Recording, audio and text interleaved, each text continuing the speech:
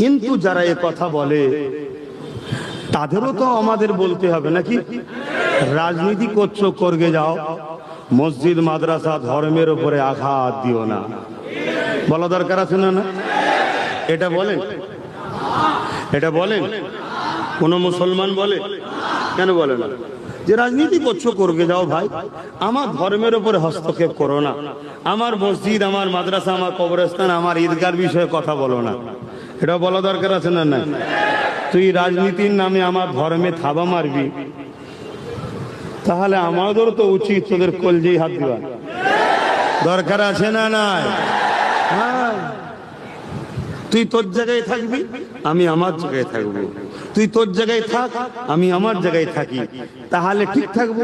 তুই যখন দেখবি মাথা মারছিস, হ্যাঁ, শয়তান হয়ে, বদমাইশ হয়ে, লম্পট হয়ে, চোর হয়ে, ডাকাত হয়ে, খুনি হয়ে, চরিত্র হয়ে, তুই যখন দেখবো আমার ধর্মের উপরে মাথা মারছিস, আমি ছেড়ে দেবো? হ্যাঁ, কথা বলুন, ছেড়ে দেবো? অতএব কোনোভাবেই ছাড়ার জায়গা না। কেন? ছাড়লে নাজাত নাই। কেন? আল্লাহর নবী বললেন, অন্যায় দেখলে হাত দিয়ে রোখো, অন্যায় দেখলে। হ্যাঁ যুবকরা, মন দিয়ে শোনো, কোটি কোটি লোক তো মোর্চার জানাজা হচ্ছে, কবরে কি হচ্ছে খোঁজ রাখো? হ্যাঁ, আল্লাহ নবী বললেন, অন্যায় দেখলে হাত দিয়ে রোখো, যদি হাতে ক্ষমতা না থাকে মুখ দিয়ে প্রতিবাদ করো, মুখে যদি প্রতিবাদ না থাকে অন্তর থেকে ঘৃণা করো। এই তিনটের মধ্যে কোনোটা যদি না থাকে, রাসূল বলছে তার মধ্যে ঈমান নাই। আজকে অন্যায় করবে, জুলুম করবে, অত্যাচার করবে,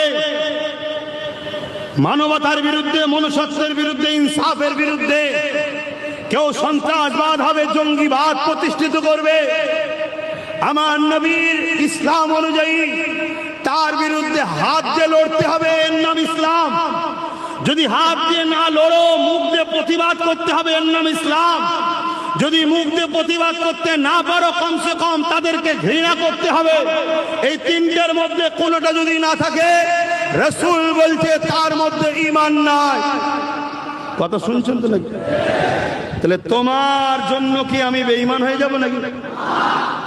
সব বিষয়ে প্রতিবাদ করি, সব বিষয়ে কথা বলি, আর অন্যায় অত্যাচারের বিরুদ্ধে বলা যাবে না? একটু আওয়াজ দিচ্ছেন না কেন? এটা আমার ধর্মের হুকুম। এখন বিয়ে বাড়ির দাওয়াতে গেছে একজন 5টা বাচ্চা নিয়ে, আর একজন একা গেছে। কি রে ভাই, আমি একা